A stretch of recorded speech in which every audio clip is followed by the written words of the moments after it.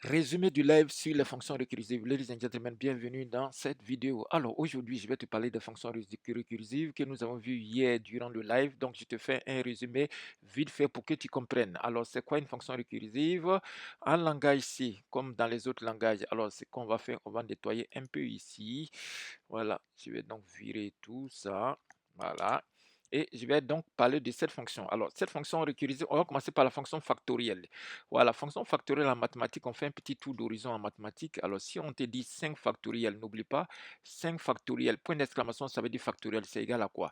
C'est égal à 5 fois 4, ok, fois 3, voilà, pardon, j'écris très très mal, hein, fois 3, fois 2, et fois le petit frère de 2 qui est 1. Donc, ça fait chacun fois son petit frère. 5, son petit frère, c'est 4. 4, son petit frère, c'est 3, ainsi de suite jusqu'à 1. Voilà, c'est ça 5 factoriel. OK? Donc, si vous calculez, ça fait 5 fois 4, ça veut dire 20. 20 fois 3, ça veut dire 60. 60 fois 2, ça fait 120. Donc, 5 factoriel, c'est 120. Également, 10 factoriel, etc., etc. Donc, ça fait, le nombre, il se multiplie en décroissant, décroissant jusqu'à 1. Donc, la dernière valeur, c'est 1. Alors, nous, c'est la dernière valeur qui nous intéresse.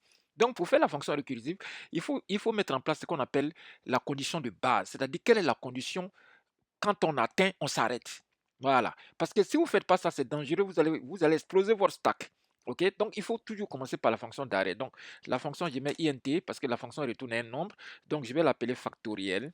Voilà, factoriel. N'oubliez pas qu'on a un live tout à l'heure. Voilà, factoriel de n. N, c'est le nombre qu'on lui donne. Par exemple, notre n ici, c'est 5 dans mon exemple. Donc, ce que je fais, je viens ici.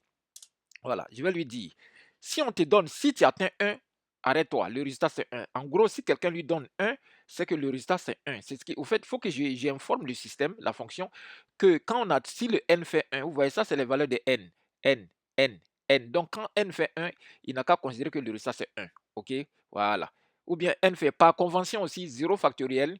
0 factoriel c'est 1. Retenez ça, 0 factoriel. Donc je peux lui dire, quand n est inférieur, n égale à 1 ou bien n égale 0, qu'il considère que le résultat qu'il doit travailler avec, c'est 1. Voilà, c'est ce que je vais lui dire comme information.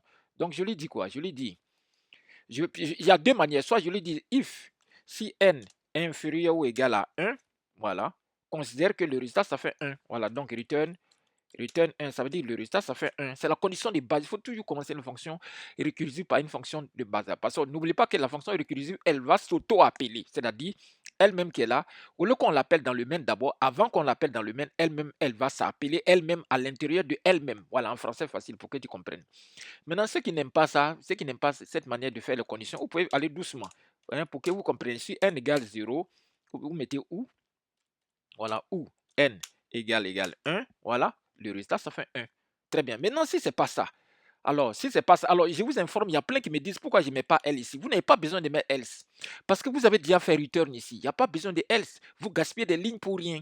Voilà, si vous voulez plus de détails, posez-moi des questions en commentaire. Mais dès que vous mettez return ici, le programme va s'arrêter. S'il rentre à la ligne, le programme s'arrête. Pourquoi vous mettez L ici pour gaspiller les lignes? Il faut économiser. Donc ici, vous mettez directement return, pas de else. Voilà, parce qu'il y a plein qui m'ont écrit un message hier. Alors donc ça fait return. Maintenant, return, c'est quoi? Regardez. Le factoriel, c'est quoi? Comme je vous ai dit ici. Le factoriel, c'est d'abord 5. Donc, on va faire 5, c'est-à-dire le 5 qui est venu, notre n dans le 5 là. On va faire 5 multiplié par le factoriel de son petit frère. Parce que pourquoi j'appelle ça le factoriel de son petit frère? Imaginons qu'on vous dit 4 factoriel. Vous allez commencer par 4 lui-même, 3 fois 2 fois 1. Vous voyez donc, c'est la même information que je vais lui dire. Je vais lui dire d'abord le 5 là. Il faut qu'il écrive le 5 là. Après, il faut qu'il écrive le signe de la multiplication.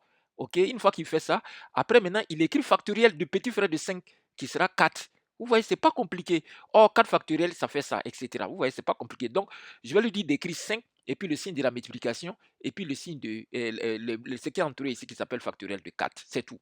Donc, je lui dis écrire le 5. Vous voyez, quand je parle de 5, je parle de n.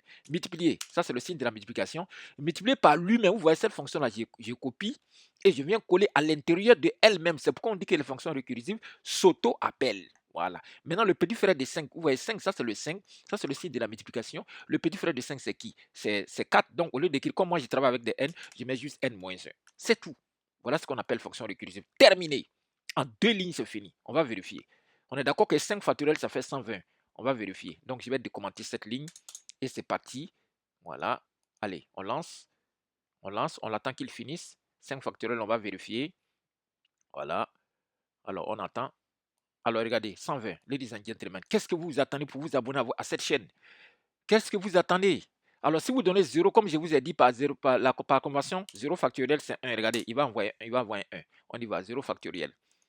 On y va, on y va. Là, il va taper directement à la ligne 14. Directement sans réfléchir. Regardez, on attend qu'il finisse. On attend qu'il finisse.